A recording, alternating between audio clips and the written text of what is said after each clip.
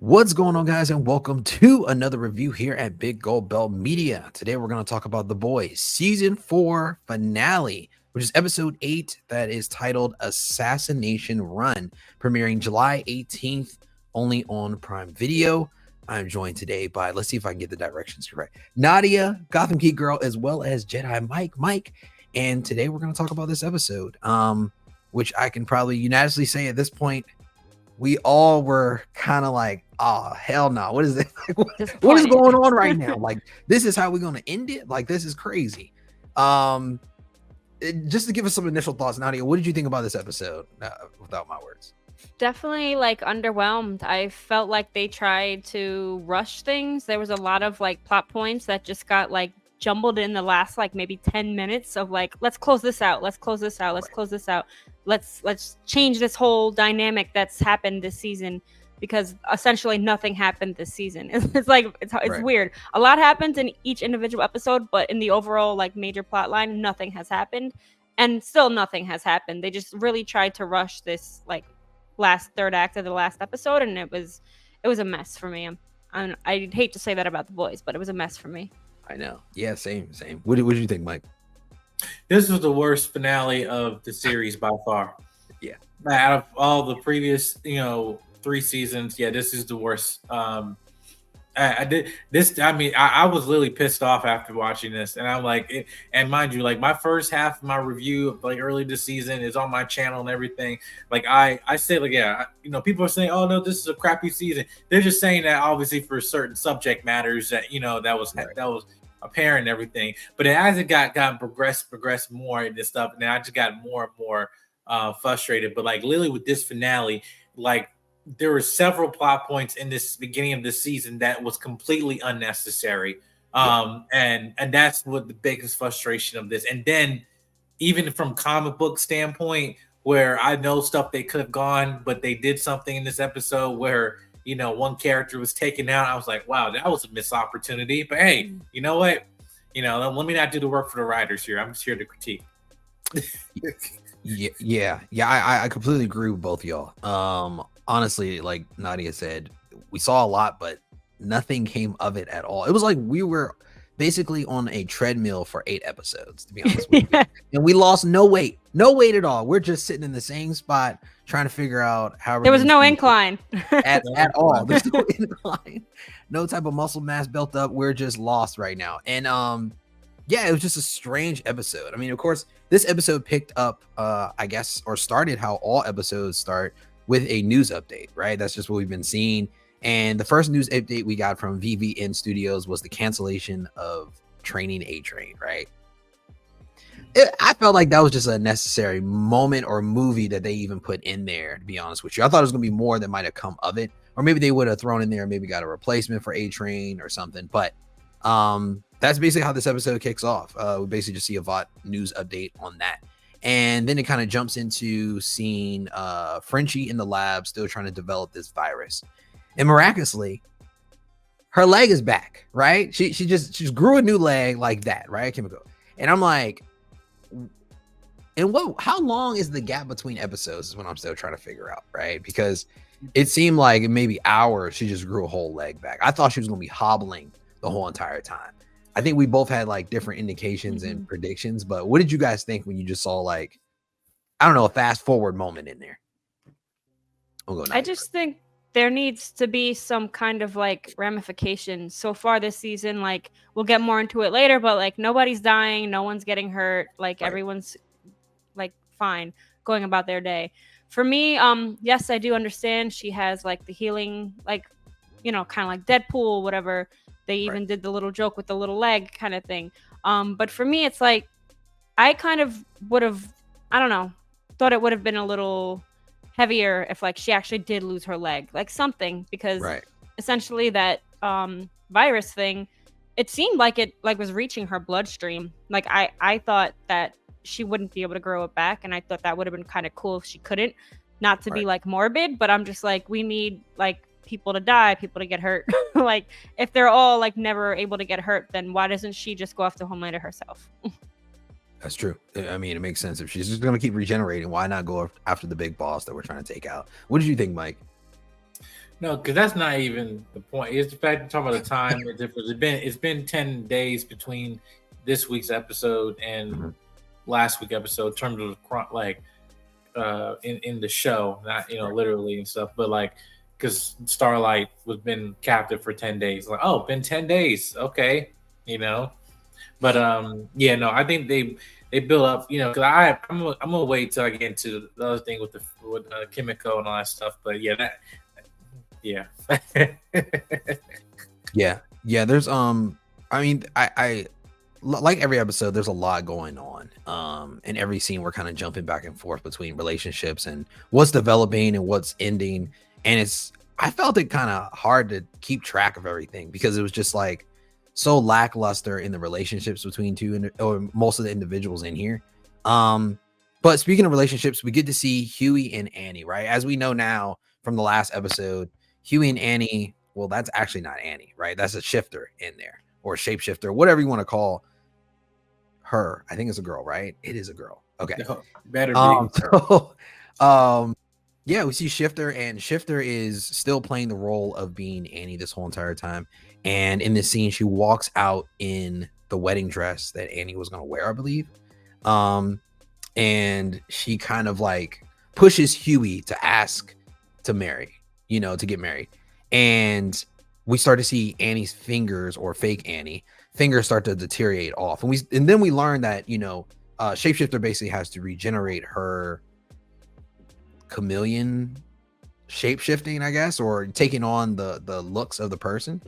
So she returns back to the location where she has Annie locked up just to touch her for a second, and then her powers regenerate. Did you think, I don't know, did you think it was strange, like that whole aspect of her powers having to regenerate, or did you think it was a good plot point to add in there? What did you think, Nadia? I think she needs a weakness, for sure. Yeah.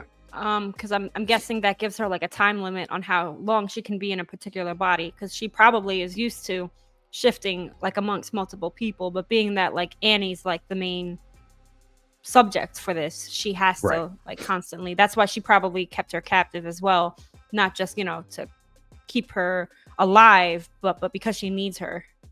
Right. Yeah. What did you think, Mike? Yeah. Again, it's good. There gotta be Achilles heel in all these people's powers or something, their character and their kink or whatever that might be for this show. But for that, yeah, it just again makes it more like morbid. The fact that okay, her body literally deteriorating on stuff like that. But again, also like someone starting to catch on and everything. But I guess it won't happen till after 10 days, I guess. But hey, yeah. And then she kind of drops the plot point in there to Annie while she's captive, that the whole reason for taking on her form is because she wanted to frame her for the assassination of, was it Bryan Singer, right? Or Senator Singer, who is up to be the new elect as the president of the United States. I think we talked about this before, right? And of course there's an assassination attempt, right? This is too close to news right now in real life. I'm like, whoa. I'm like, what? It's literally the live action effect of The Simpsons. Exactly. Yeah. Exactly. Simpsons predicts stuff like, years or so prior, but there's no way they planned, obviously, for this to happen at this around the same exact time. It's absolutely it's so insane. Crazy. So crazy. Yeah, I mean, of course, we're not going to get too crazy into politics on this one, but of course, it just too close to real life. And I was like, I mean, the episode came out before all of that went down, but hopefully that wasn't the episode that sent, the person over the edge to do whatever they did in real life. So I was like, hopefully no correlation. This show is supposed to come out really in this, in the fall or this right. the summer, because we have a Christmas episode. That is true. That is true. Yeah, it's so close to real life. I think it's so crazy. But yeah, I mean, saying that, we kind of pan back and we get to see what is going on with Butcher right now. He's still struggling. Obviously, we haven't seen Becca in like 2 episodes. Obviously, her ghost or her remnants in his mind is obviously disappeared or been killed by Joe Kessler, right? Who's his bad influence or the devil on his shoulder. he basically is saying to Butcher that, you know what, you need me, because at this point, that super cancer is how he phrases it in your body is going to kill you and is going to rip you apart. And I'm the only one that can help you now. And we kind of learn as Mallory, I think she was CIA, I believe, right? Mallory. Yeah, CIA. Yeah. So Mallory makes an appearance in this episode. I didn't think we were going to see her again, to be honest with you. And Butcher basically wants to make a call to bring Ryan in because they still want to try to appeal to his better nature, right? Or the good side of Ryan. Still feeling like Ryan, this is everything's about to get ready to hit the fan. The shit's about to hit the fan at this point. We need to figure out a way to save Ryan and get him away from Homelander, because everything's going down. When you saw this interaction starting to develop between Mallory and we'll kind of jump right into it, and Ryan and Butcher, without giving it away, what did you think when you first saw this? Did you think he was going to turn to the good side? I'm gonna go with you first, Mike. No, I just want to make the decision. Either you're sticking with us or peace out. You're on the list. Like that's it. Stop with this tiptoeing BS. Because we've done this for now over 2 seasons now. Now it's getting to 3 at this point because he was introducing, at the end of season 1, the whole thing of season 2 with, his mom. But then season 3 is where he's with Mallory under the care or guidance of whoever, Butcher. But then after that, he's like, dip, I'm going to Homelander. So this season was him, okay, now I'm on my actual biological father's side. But after last week's episode, you're like, okay, you know what? I don't want to do this anymore. And then literally the scene before this happened, he like, he destroys the freaking, room because you see a picture that Butcher sent to him of him and his mom and stuff. But then all of a sudden, when he said, "Hey, we need you to stick with us," no, I want to go stay with Homelander. Makes absolutely no damn sense because it's just like either. And then the whole thing of building up to, he's a teenager now. He's not no kid. He's a teenager now, right? And the fact that you cannot say, "Hey, this is what happened to your mother to lead to basically, the conception of you." Hey, and I'm sorry we lied to you this whole damn time. After I don't know how many years, and so we could have told you literally under your care when we had you, right? But then at this point, the ghost said, "No, I'm gonna stick with the dude that literally my mom, like my mom and stuff." But yet he's touring all this stuff and everything. It makes absolutely no sense. He's tiptoeing. So either he's through. And so at this point, and then with the whole thing that Mallory was trying to do, like, you stupid. And you're like, I'm just gonna let it knock out, but yet I have a relationship with you because you remind me of my grandchildren who also died and stuff because of the whole lamplighter stuff. But then it's like you're not making any decision. You're doing exactly what you did to Homelander, which it made no sense. And and it really just kind of annoyed me. And almost like, hey, with Mallory, what happened? Like, that's what you get. So it just that's literally where I was with that. Yeah, same. What did you think, Nadia? I just think this should have maybe taken place earlier in the season. Yeah. I don't know. It just felt very like we forgot we have to get this out there. Like we have to mention it in order for events to like happen. It just felt very like, I don't know, similar to like what we were saying with like the Kamiko and Frenchie jail stuff. Like a lot of it didn't feel fleshed out. It just felt like plot points. They're like, oh snap, like we're at episode 8. We have to tie all this up. And that was kind of annoying for me. Like similar to what Mike was saying, I think they should have like made a decision. We're going to go one way or go another. Like either put Ryan in a controlled environment, like lock him in like one of those like power things and be like, we have to tell you something, son. Like, I don't want you to get upset, but like, this is the truth. Like keep him in a place where he's not in a position of power, or have it opposite where Butcher is having like, I don't know, like maybe when Butcher was with him in his kitchen, like a little more of a personal moment. I don't know. I agree with Mike that it was very like tiptoeing, like they don't know what they want to decide to do. And they were like, oh, we got to mention this now. So let's just make it happen. Yeah. And Mallory was just dumping on him. Like going and acting like, what are you doing? Like, I mean, it's like, that was kind of annoying too, that scene, because like, Butcher seemed like he was about to die, and then like a second later he's like whooping ass. So I'm just like, I don't know. It just, the whole thing is just all over the place, I feel like, because like one, Mallory, I don't know who she thought she was for about 10 minutes. But she decides to stand in the way, and after exposing all this information to Ryan about who Homelander really is as a person and what he did to his real mom, I feel like, you know what, Ryan ain't never had a whooping before, right? This is my problem. I'm like, ain't nobody ever beat him before, and he sees, I guess, Homelander or I guess you could say Butcher as like, all right, this is my dad, but when I get an argument with my dad, I'm gonna go to my grandma's house type situation. And I'm like, no. You gonna stay right here. You want punishment. This is how it's gonna go. But if you're a superhuman and you can just push grandma out the way, then it don't matter at this point. But I mean, in doing so, they kind of set him off by putting him in a position where he could detect that the walls, I believe, were like 6 feet thick, I think, or was it concrete? It was concrete walls, right? They're 6 feet thick, knowing that he wouldn't be able to bust through those doors. But then also kind of giving him the information that, you know what, we can train you. We can help you defeat your father later on. And he's already going through so many, emotional things right now, especially as an adolescent. You never think, I mean, as a kid, you think like, all right, my dad, I can probably take him, right? Nah, you're not gonna be able to take him, right? Like, come on now, it's not gonna happen. They had more guards at Godolkin. They had security here whatsoever. They had even one. Gas and Mallory, and that was it. Like, that's all we need to stop Ryan. Which I thought was very backwards.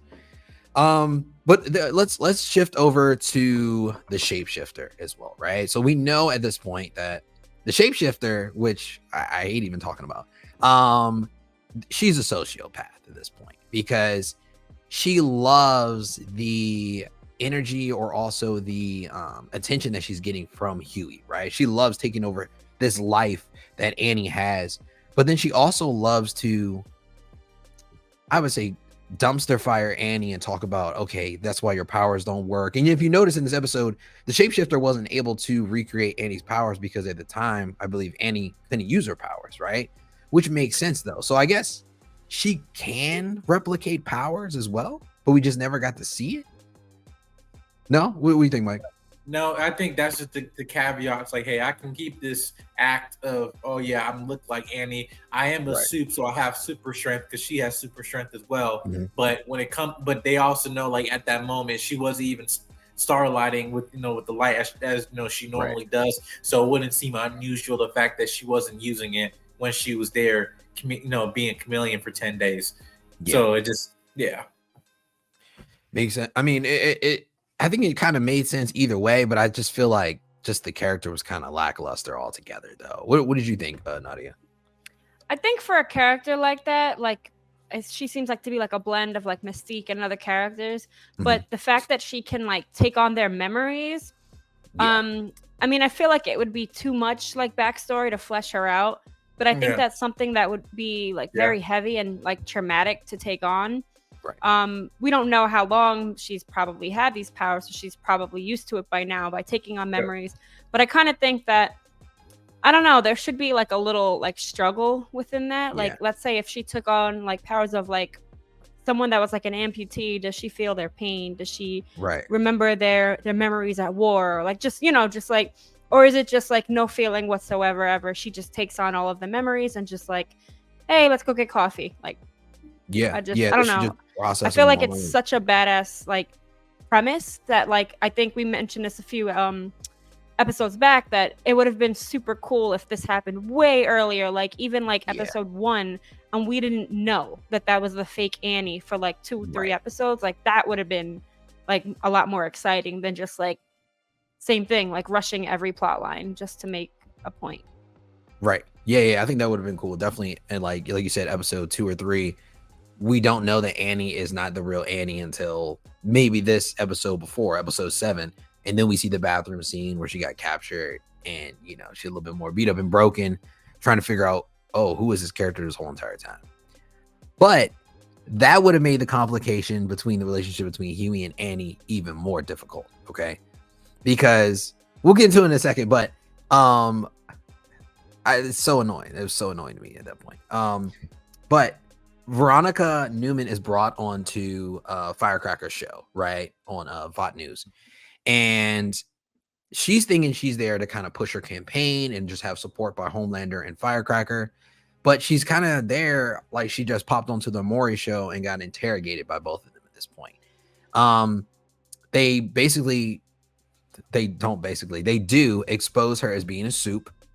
And in the way that Homelander does it, of course, she denies it, but then he tries to laser her. I think he lasered her, and did he laser her in the eyes, or did he just laser her on the shirt? It was so fast. I feel like, did anybody catch it, or was it just me that was like, what just happened just now? Yeah, I was so confused. Yeah. Yeah.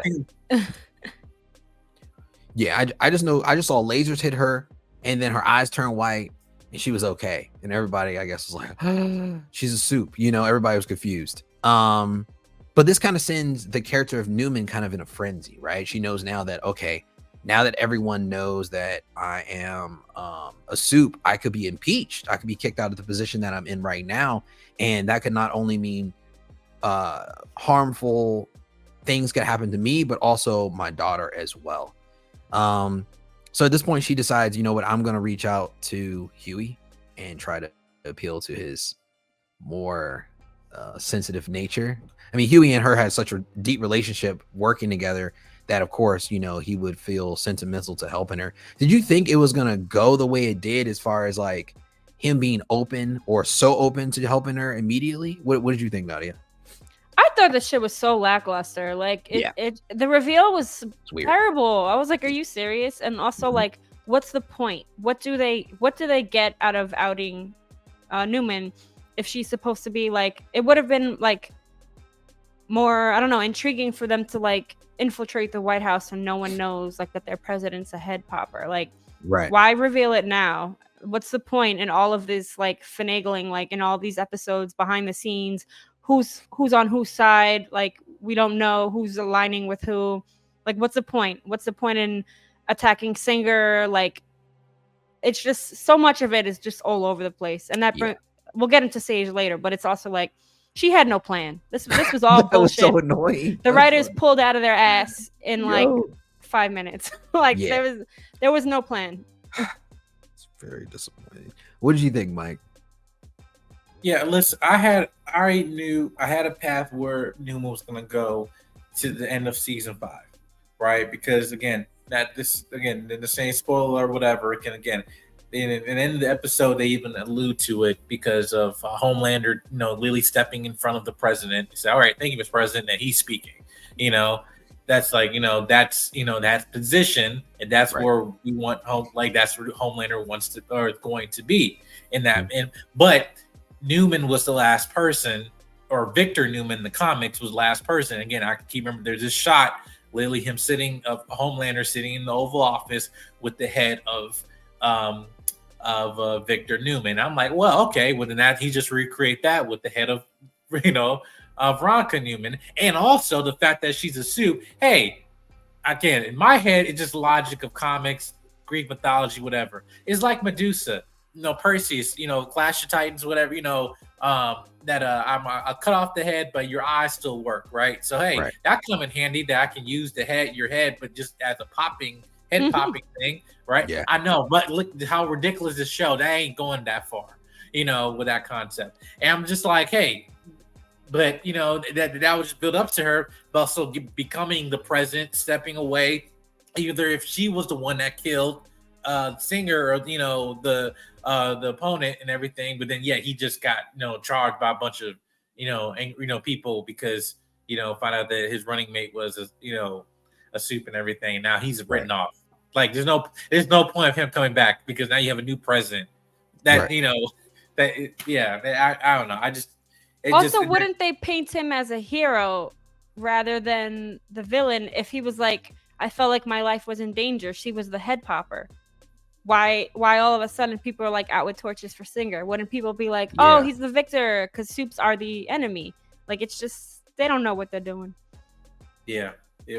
And then, we'll get to Sage, but again, just talking about, there's like this line in Flash, I think Captain Cold made, where it's talking about, we take the plan, execute the plan, plan fails, throw away the plan, and that's it. You know, that's like he just made a joke about having having a plan for everything. That's what this show, the listed episode, felt like. It just, we're at this point now with these chess pieces that we got. We don't have, so let's just do some random stuff with it and call it a day, so we can get to the meat of offing these characters. Yeah. So. Yeah. My God. Just such a weird episode, to be honest with you. I can't stress that enough, to be honest with you. But then we kind of see that Homelander's plan now is that, okay, now that this incriminating information is out about Neuman, right? We need to take out everybody in Vought who might have some type of incriminating information on him. So they basically go on a witch hunt, right? Anybody that has a little bit of information or anything is going to get killed. And they have this meeting where it's just the four of them. I believe it's Noir. We got the Deep, who is like daydreaming about Ambrosia all of a sudden, right? Like, when did he grow a conscience about her now? Homelander and Firecracker. Firecracker is like semi have the flu, and she's like coughing all over him. It's a funny little moment where he's like, scoot over. No, scoot further. No, you're getting your germs all over me. But of course, the meds that she's taking so that she can produce breast milk for his weird fetish is the reason why she's sick in the first place. I think she said it developed like a heart palpitation as well. And I was like, yo, it makes the heart grow a little bigger. I was like, I don't think you should be taking that shit anymore. But whatever, you know, I was like, all right, how bad do you want to be in the 7, I guess? And they're like, all right, Ashley, get out. Because of course, Ashley's just the mascot. So they're sitting there, they pass out the list of all the people that they need to kill in Vought. And the Deep has the list and is like, hey, Ashley should be on top of this list, right? Doesn't she know the most? And Ashley's like listening in on the door. And he's like, yeah, write it down. And the Deep is so dumb. He's like, all right, how do you spell Ashley's last name? Like, it really matters, right? Does it really matter that we know her last name? We know who we're going to kill in the first place. And then we see Ashley kind of run off, and she decides that she needs to take what I think is Compound V, right? Which is actually stored, or the secret version is stored in Homelander's drawer in his house or in his apartment. And she takes it, and we see her fall out. Her wig falls off, brain starts bubbling. All right. I know what I think her power is going to be, but Nadia, what do you think her power is going to end up being now that she took the Compound V? I mean, just with my disappointment, I'm like, is she gonna be some shit like Secret Invasion? Right. Oh my God. It looked terrible from the jump. So what do you think, Mike?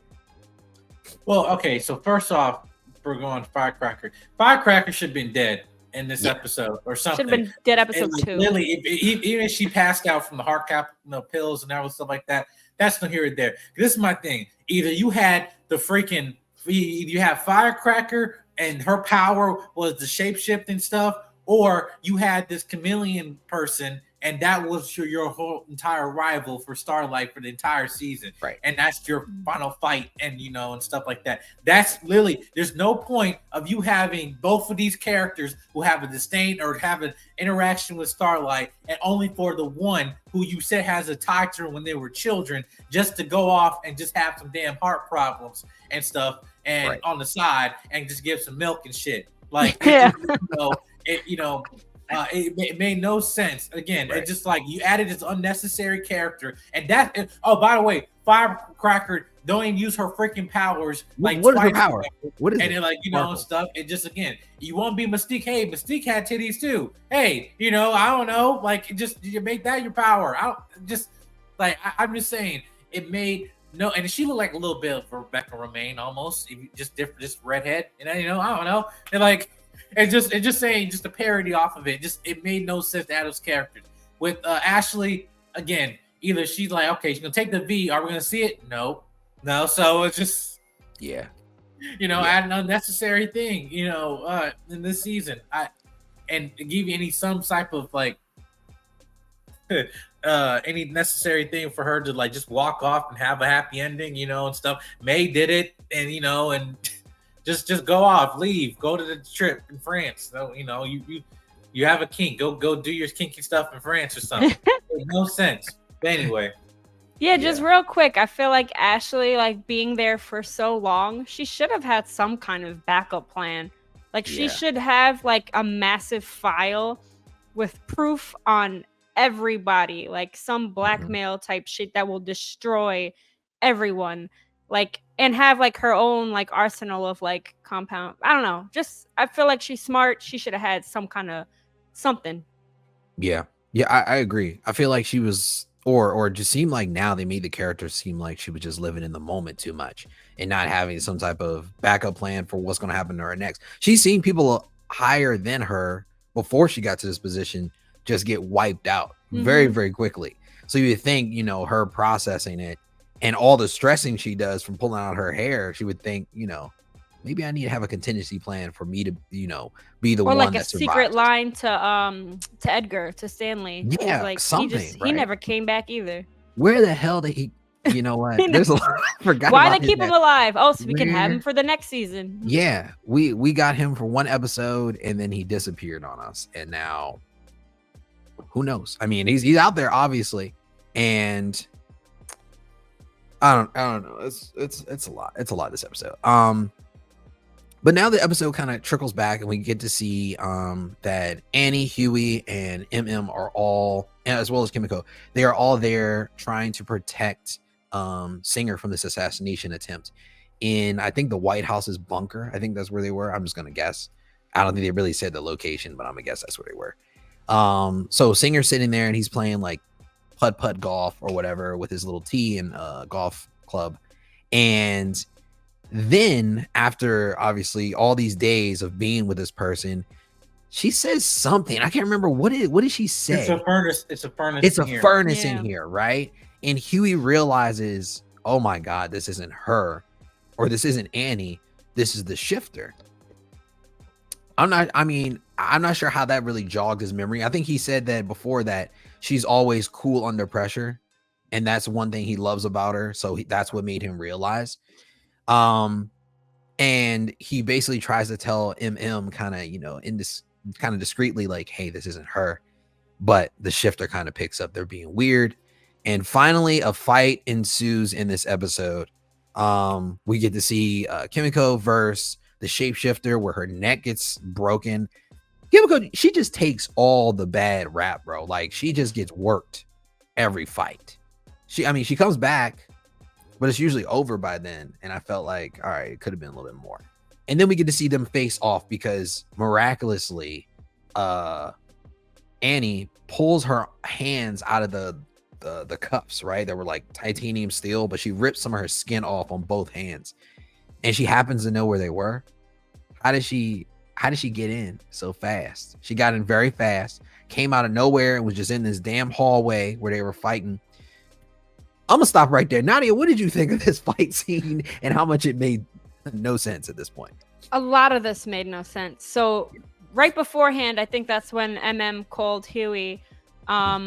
Why did they just have the files so secret? I mean, not so secret, like in just a regular closet. Like they should have gave that information to Mallory or something, like more high level security. Because literally, like, he should have figured it out then, like, oh shit, like something's wrong. This, like right? he should have realized right then, like, who else knew it was there? Back into the whole like bunker thing. It was cool, like, seeing the shifter like washing everybody, like, but like it still wasn't as exciting as like what we've seen in The Boys before. And keep going back to this, but I feel like with this season, like, everything was kind of lackluster, not just in terms of plot points, but even the fights. Like, I don't know, it felt kind of rushed. It was pretty cool, but it's just like they're just like looking for more shock value now, like how they had like the penis like grab MM in the bathroom. That was unnecessary. Of course. Kimiko, her fight was entirely wasted. I think it could have been, I don't know, a bigger moment for Kimiko, but once again, it's just like she's just there. Why? Like, they can use her for so much more. Like, I think she would be a better opponent to go up against the shifter than Annie, to be honest. Like, Annie's kind of whack at this point. And then, like you said, how the hell did Annie find them? Like, it's a little ridiculous. And all of a sudden, like, like Annie just like broke her hands and now she can fight, like she's does she have like healing abilities too? And then she could just like throw hands now. Like I don't know, I think Kimiko would have been a more worthy opponent for that fight. And my biggest complaint is they just left the body there. Like she just choked her out. Is she dead? They didn't address it, and they just left her there. Did she die? I don't know. I mean, I thought she just passed out. Is what I thought. She should be in like a high level, especially being a shapeshifter. She can become anybody. That should be one of the most dangerous type villains, and they just treated it like a goon. Like let's just choke her out and leave her on the ground. Like okay. Hello, she should be taken into high level security and like questioned. Who put you up to this? Like. They're not doing none of the stuff that the boys like typically do. Like I completely agree with everything you just said, to be honest with you. What did you think, Mike? Yeah, again, I just think that was completely unnecessary. Again, like there should be deaths in this show. Again, that shapeshifter should have been alive. Either it shouldn't even existed. Either that was Firecracker or that should have been some. The Deep should have been killed in the last episode. I keep saying that because again, it was completely unnecessary. You just leaving these folks and just like, because of plot. We and not your time yet. Wasn't the script, but I don't know. It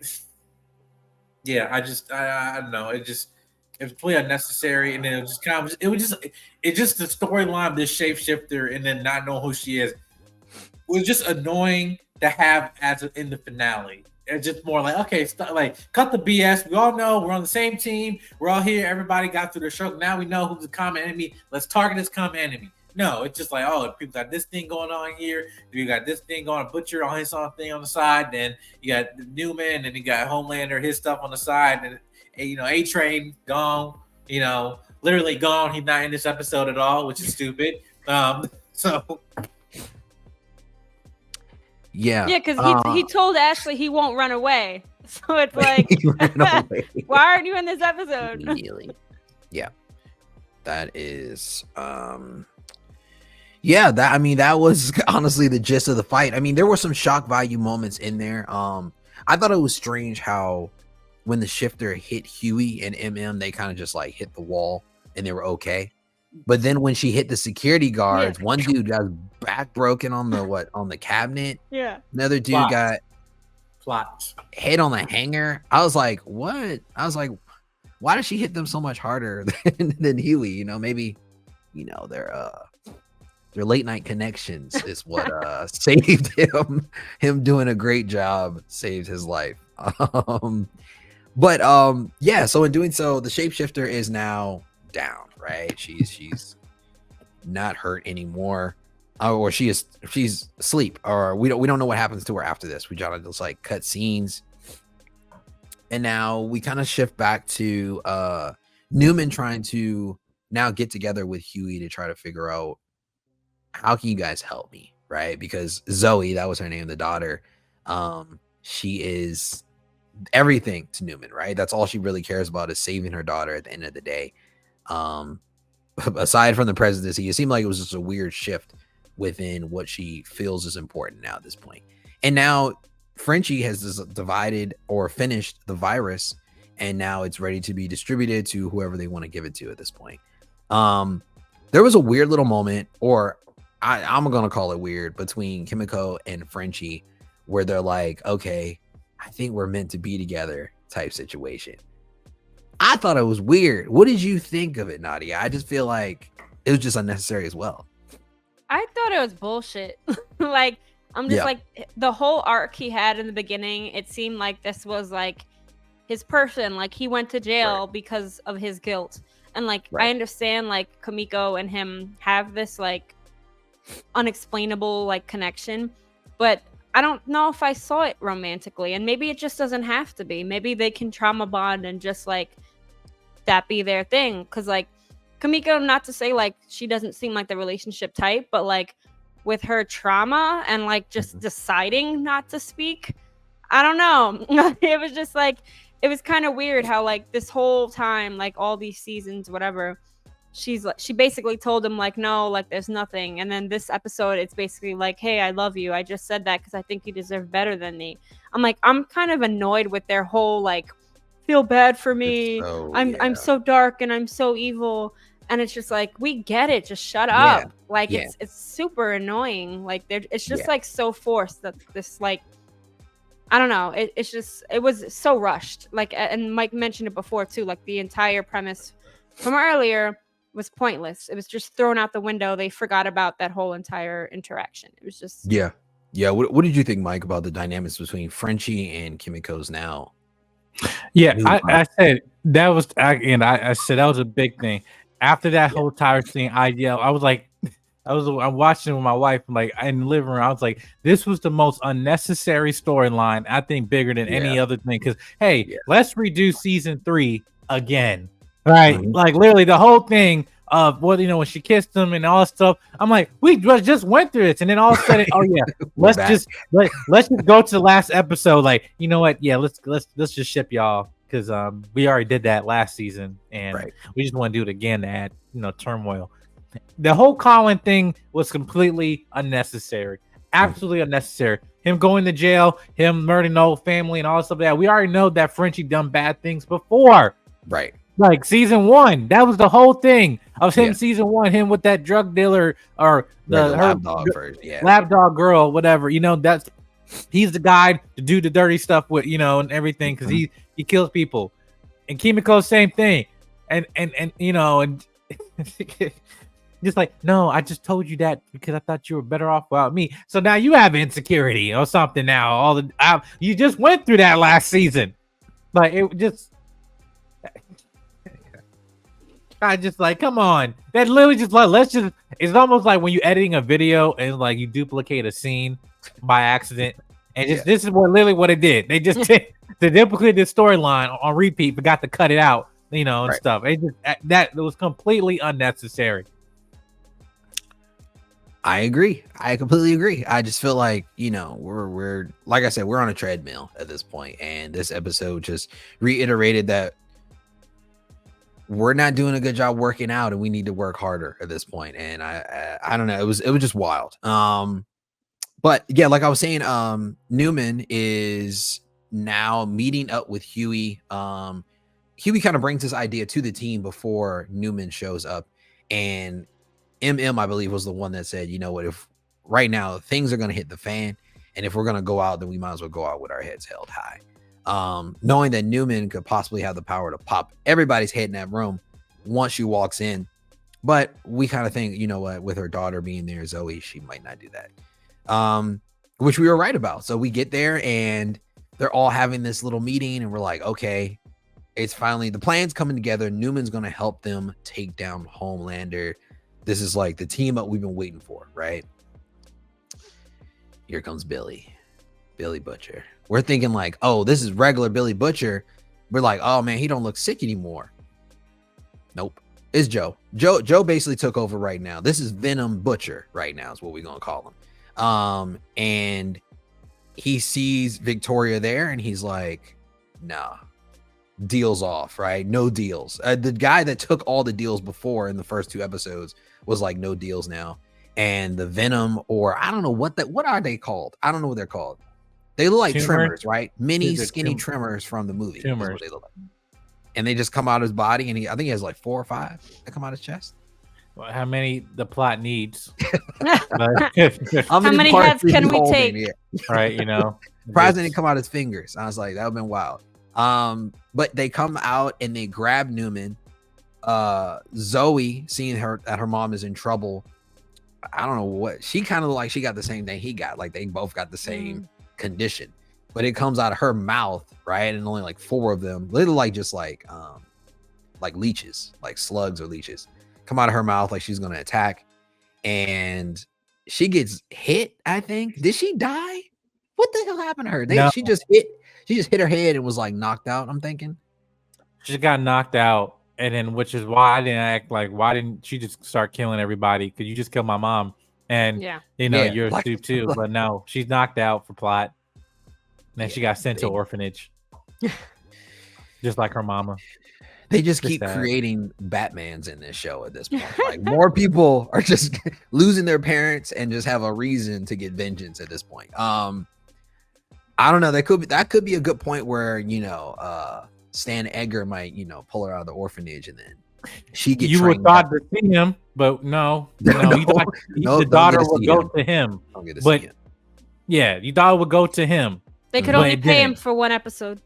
That's it. Yeah, right. They were like, we can have you. He wants to go do Captain America. That's what happened. You, Giancarlo Esposito. You have to go now. But Nadia, when you saw the fate of Neuman, what did you think? Did you expect that to happen? It was just so underwhelming. I don't know. I feel like we kind of been talking about our issues with this season, and main thing is like people are not dying, and then all of a sudden now it's convenient. Let's kill Victoria. And it was very like lackluster. Same thing as her reveal. For me, I feel like, I don't know. And just like the way it went down, like Butcher just comes in like, oh, I'm Kessler now. It just felt very like, I don't know, unnecessary. I think the ideas Mike had that he was talking about would have been like way, way more exciting. Mm-hmm. I think one of my main gripes with this whole season really is that we don't know anyone's motives, and I think it would have been a little better if we got maybe like a, what was it Civil War, or even in regards, we'll go back to X-Men, like Magneto, Professor X, like standpoints. I think it would have been better if they established like what people's motives are. So like, all right, Homelander's kind of like the Magneto. He's like, forget humans, it's all about supes, we want to control everything, right? And then on the other side, I think they needed to express a little better maybe like what Neuman's standpoint was, because it was very conflicting. Like, why is she gonna all of a sudden like team up with Homelander? And then she's like, she basically told Huey a few episodes like, go fuck yourself, and then now she's like begging for his help. So I'm just kind of like, is she scared of Homelander? What she gave her daughter these powers, so did she like align more with Supes? Was that just it's just very confusing with like what the direction of the show was going, and I feel like this entire season didn't answer a single question. What did you think, Mike? I just say Butcher would just show up there to be anticlimactic, but it just, I thought he was gonna, and no, we only got one scene. Think about this: we only had one scene this entire season between Butcher and Homelander. Mm-hmm. Yeah, there has not been no other, and that was the first episode. They have not interacted this entire season, but yet the biggest thing was them coming at each other. I'm like, well, what was this? Like, I just feel like it was such a weird buildup this whole entire season. I don't know. I feel like it gave me, or this last episode gave me a lot more questions than I thought I was going to have. This being the end of season 4. But I mean, in doing so, we kind of see that Sage is now showing back up, right? She shows back up at Vought. We're thinking like, okay, maybe she has a new plan. Maybe there's something else. Maybe there's more to it. Maybe she's here to take down Homelander. Who knows, right? And come to find out, she has a phone, right? And she's like, my plan worked. And Homelander's kind of distraught because he's like, you know what? Everything's been exposed. I'm going down. Nobody's going to support me on my side. And I guess it was the secretary who's going to be president-elect, since Singer is out and Neuman is now shredded into pieces. He is going to be the new president of the United States, and he wants to devour his allegiance to Homelander. I thought that was weird. I don't know. I just thought that storyline just kind of like threw me off. Like, where'd that dude come from?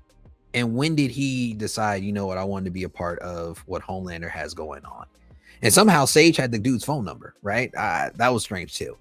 So she hands Homelander the phone, and Homelander, kind of choking up, answers it, and it's like, hello, Mr. Secretary. And this kind of in doing kind of moves towards the speech that we talked about a little bit earlier, where the new president-elect is addressing the United States, and Homelander interrupts him, you know, because he obviously is the real backbone or structure or force between the group, you know. So I'm just like, all right, well, that that was kind of strange. I don't know. What did you think about, the dynamics of Sage coming back and just doing this for fun is what she's basically saying. How did she record a singer wanting the attempt on Neuman? I was confused how she got access to that. I don't remember them telling us. Yeah. I was confused how that was just like when Annie just showed up in the hallway. It's just because it was when Huey was disguised as Web Weaver. He put Web Weaver. Okay. During the party of Tech Night Mansion. Okay, that makes sense then. That's how they recorded Singer. Singer wasn't there. Singer wasn't there, right? Singer wasn't there. Yeah, I think Neuman was, but Neuman was. Wait, I'm mistaking characters at this point. No, I'm talking about Singer, who's on with the side with Neuman, not with Homelander. Yeah. Side. Okay. That's why I was confused how she had access to that. And then she said this was so much fun till next time.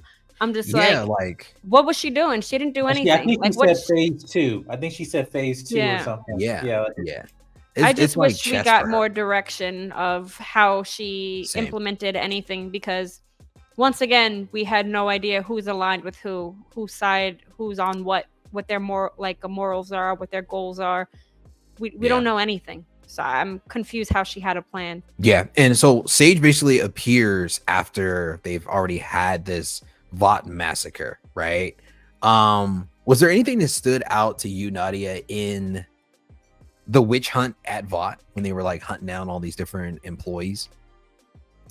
It just seemed a little I don't know, forced. I feel like these guys probably have known for a long time who knows information. All of a sudden, what's so important to hide? What exactly are they trying to hide when they're in the position of power now? If that makes sense. Yeah. They killed. This was right before Neuman. When they were trying to kill. Okay, I think at this point they think they're killing Singer, but yeah, for me, I'm like, they're in a position of power. There's no witch hunt. There's no CIA infiltrating Vought. Why all of a sudden are they scared? What are they? Everyone knows everything already at this point. I feel like there's not much to hide. Homelander's kind of been doing his douchey shit in the public now. Yeah. So I feel like there's nothing to hide. I found it a little annoying how, yes, everyone's named Ashley, but Noor killed the wrong Ashley, and he's like, oh. But I'm like, I feel like that's something the Deep would do. I don't think Noor is as aloof, cynical, if that makes sense. I feel like they just kind of dumbed him down a little bit. Oh, I didn't know that was the wrong Ashley. My bad. Right.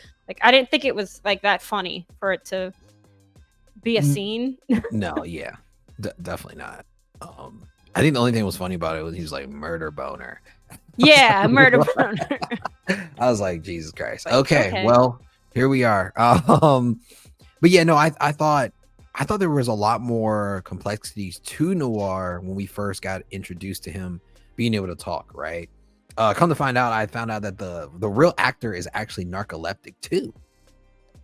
So the real actor that plays Noir is actually narcoleptic. I don't know if they added that in there. I mean, after they found out, maybe he was he's dozing off in a meeting, and they're like, "Oh shit, he's narcoleptic. We'll add that in the show. That'd be funny." But yeah, I thought that was crazy though. How did you feel about it as well, Mike? The whole witch hunt scene.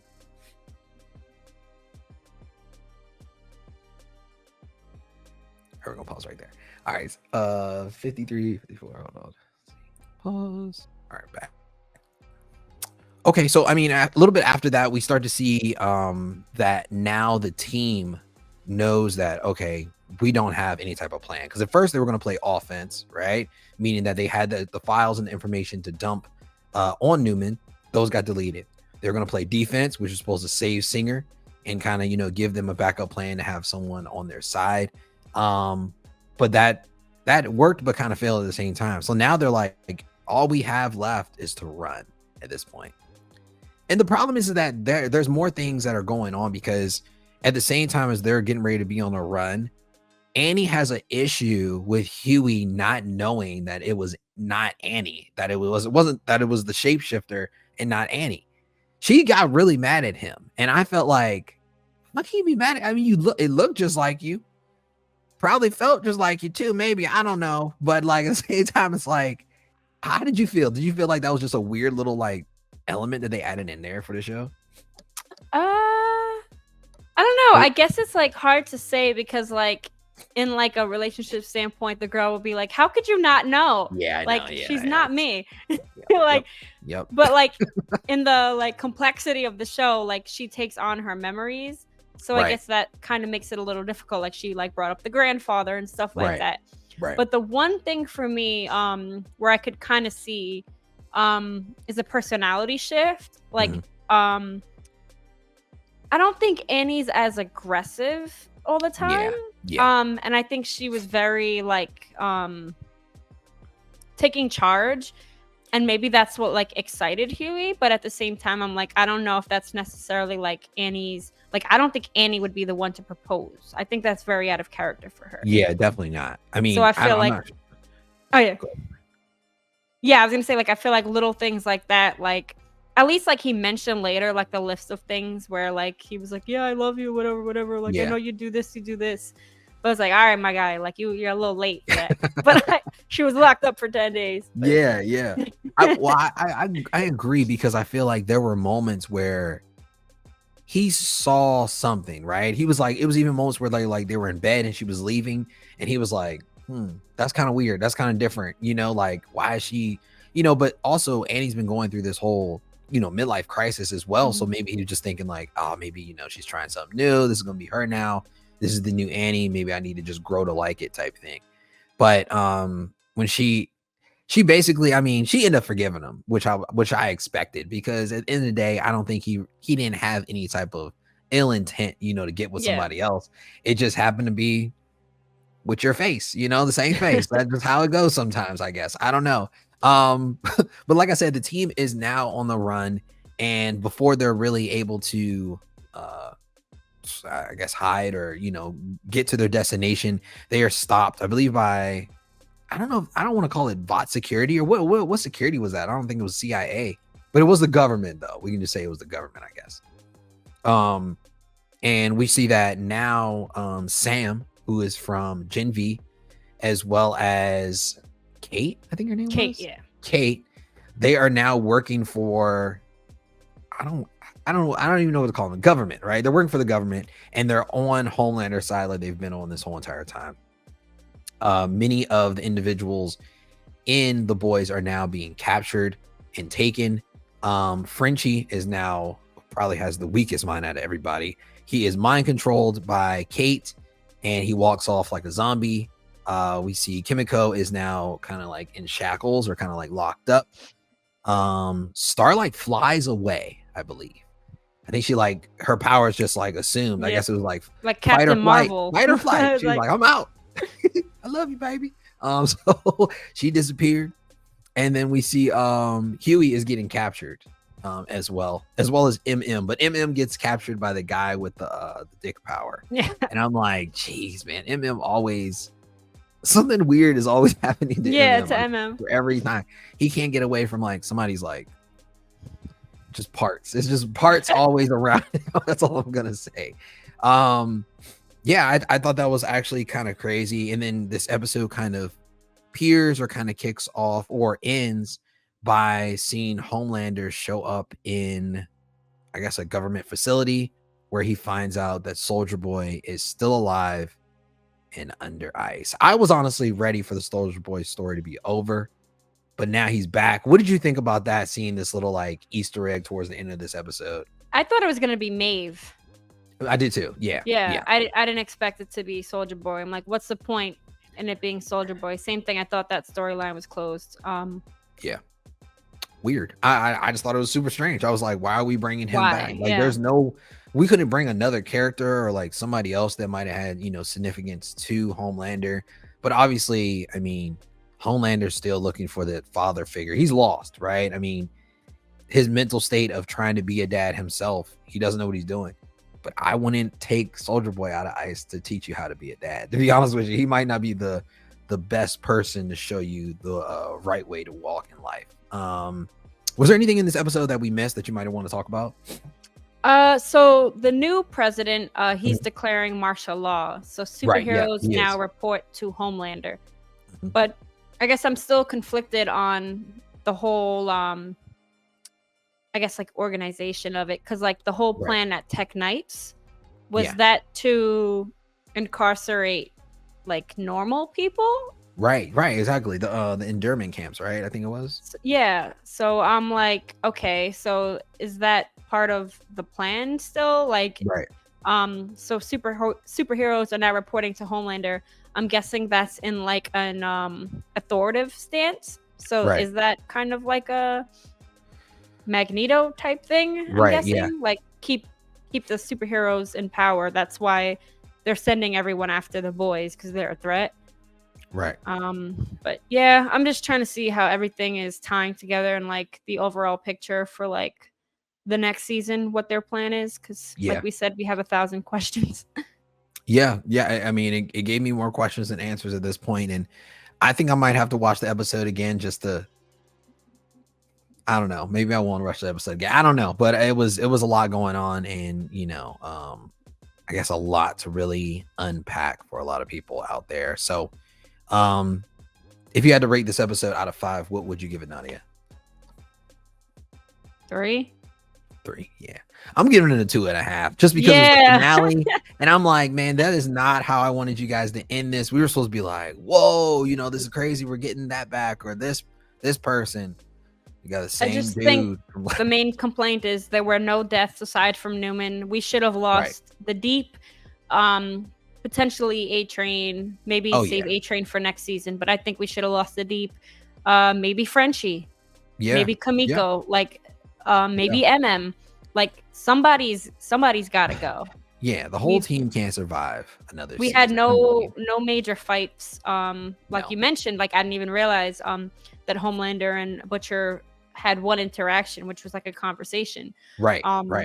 Essentially Homelander was like boring this season. Like from what we've seen with him taking out like the plane, like that evil like darkness, I feel like this season he should have been like, I don't know, Kang level, like destruction, something. And like in this episode, it seemed like in the season, it seemed like he didn't use his powers.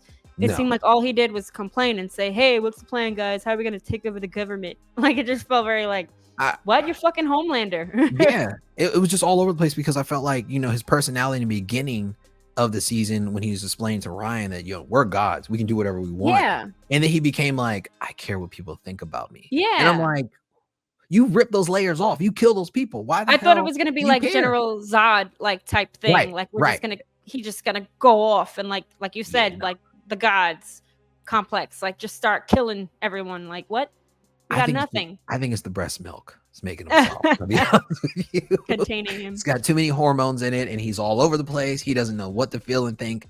Who knows? But yeah, that's about it, man. Everybody at home, make sure you check out The Boys season 4 season finale, episode 8, titled Assassination Run, premiering July 18th, only on Prime Video.